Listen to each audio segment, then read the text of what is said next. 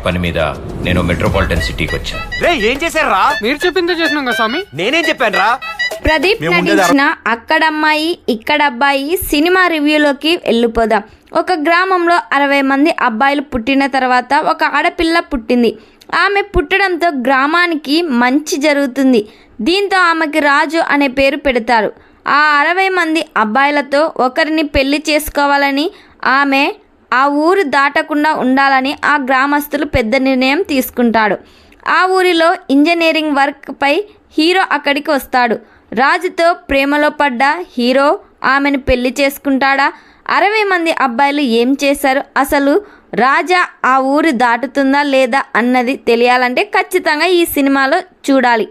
ఈ సినిమాలో plus points వచ్చేసి నితిన్ భరత్ రాసుకున్న కథ చాలా బాగా నచ్చింది. కామెడీ టచ్ చాలా బాగా ఆకట్టుకుంది. సత్య గెటప్ సీన్ కామెడీ అయితే కడుపుబ్బా నవ్విస్తుంది.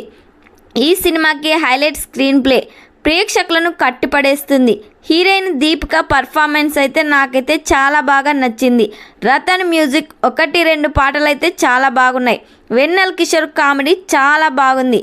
ఈ సినిమాలో మైనస్ పాయింట్స్ వచ్చేసి ఫస్ట్ హాఫ్కి తీసిన విధానం చాలా బాగుంది, కానీ సెకండ్ హాఫ్ మాత్రం నాకైతే ల్యాగ్ అనిపించింది.